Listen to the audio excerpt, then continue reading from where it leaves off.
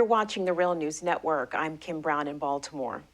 Without question, what's happening in Syria is both a civil war and a proxy war, with outside powers such as the United States, Russia, Iran, and Saudi Arabia all backing factions that promote their interests in the region.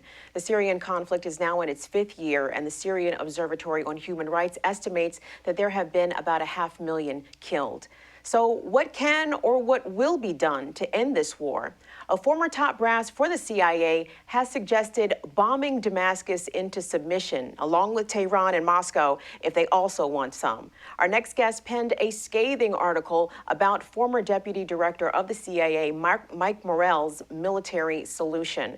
Ray McGovern, he is a former CIA analyst under President Bill Clinton, and his article is titled "A Lawless Plan to Target Syria's Allies." It appears on the website consortiumnews.com. He joins us today from the Washington, D.C. area. Ray, welcome. Thank you. Ray, Mike Morell appeared on The Charlie Rose Show, which airs on PBS, where he articulated a plan to bring an end to the Syrian conflict. What was this plan? Well, his plan is to use what he calls the moderate opposition to kill off enough Russians and Iranians and Syrians to make a point and to make sure that Bashar Assad will realize that his days are numbered, to use Morell's words.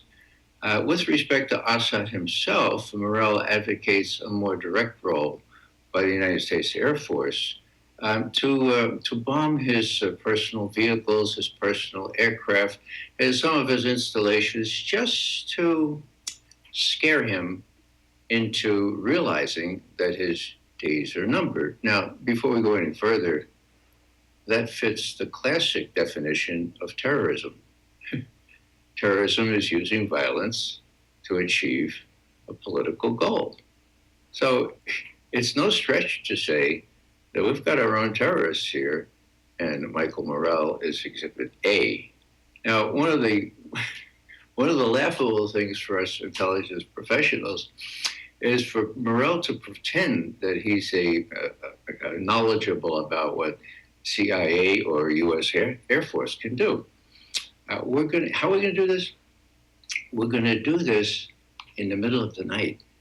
In the middle of the night, we'll send the Air Force planes in, and we'll destroy his installations, his personal aircraft, and then we won't do it overtly, but they'll get the message, okay, the terrorist message. Now, you know, those of us who've been around for a while, we realize that these radars that guide anti-aircraft missiles, actually they can work in the middle of the night. But Ray, he also even suggested that such a plan, a surreptitious attack on Assad's vehicles and locations that he holds dear, would somehow yield 0 casualties.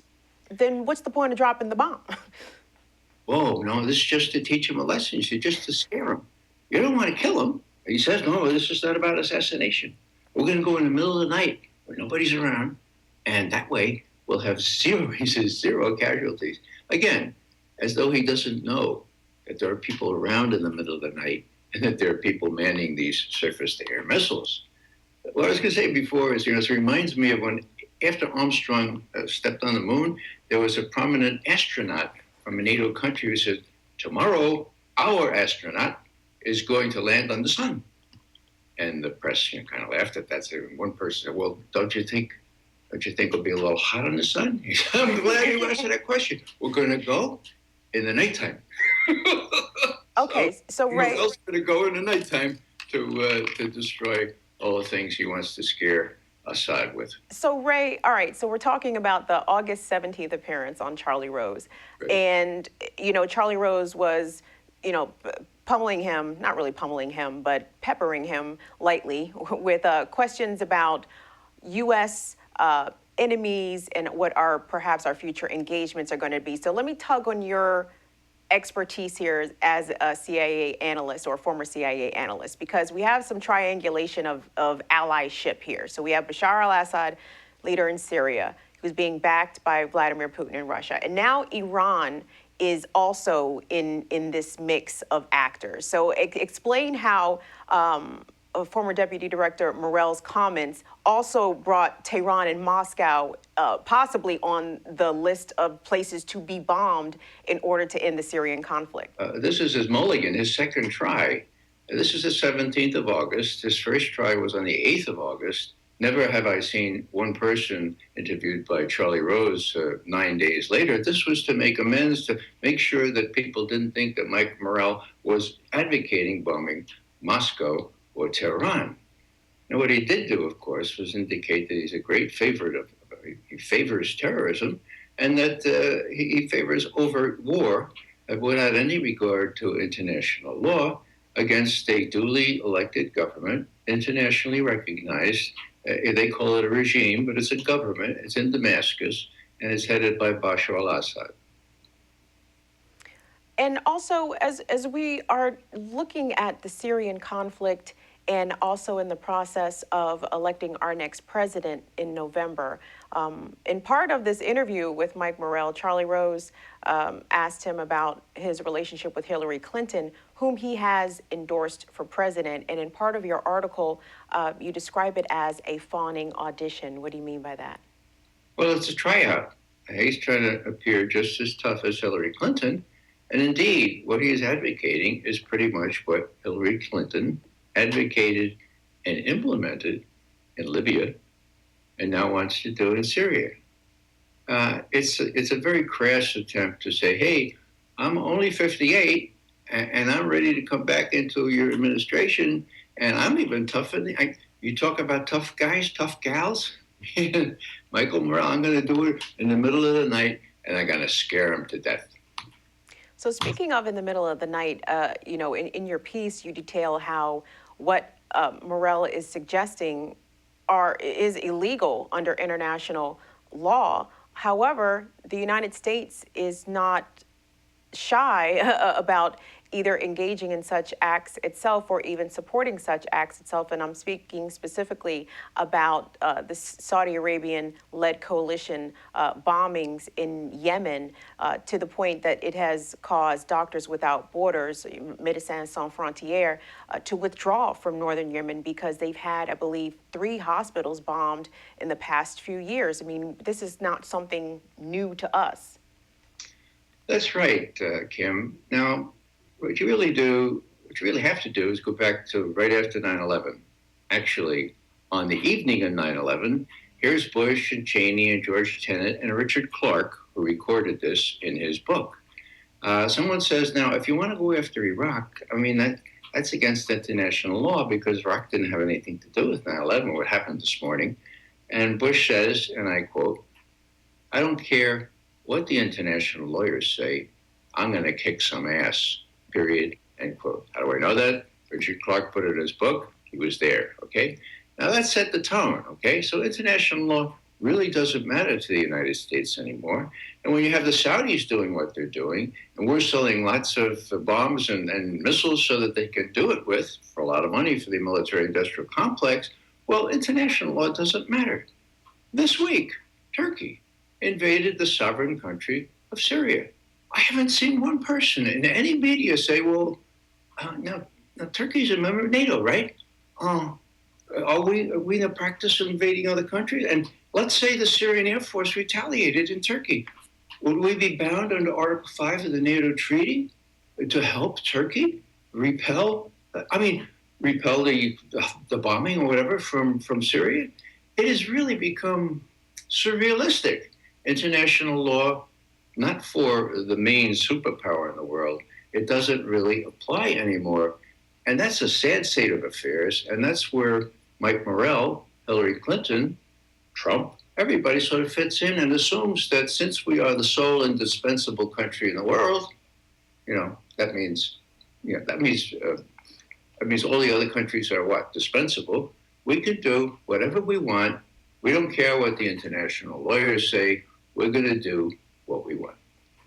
Ray, if you were advising this president or even perhaps the next president, what would you tell them to do regarding Syria? Because the Syrian conflict has not been contained. It actually, as you just mentioned about Turkey now engaging within Syrian territory, it's expanding and it's really pulling in a lot of our regional allies and some of our regional enemies as well. And it is going to require at some point the United States to take some kind of action. So if you were advising this president or the next president, what would you tell them to do?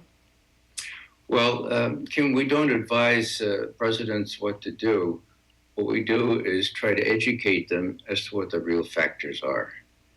Now, it could be, because the press has been so miserable on this, that Obama doesn't really know, cui bono, who is profiting from this dismemberment of Syria. The answer is very simple: the state of Israel. Now, 3 years ago, the head of the Jerusalem bureau of the New York Times visited top Israeli officials and said, this Syria is really getting out of hand. What's your preferred outcome? And they said, well, this doesn't sound really good. Not very humanitarian, but our preferred outcome is no outcome. And Ruderman says, I beg your pardon?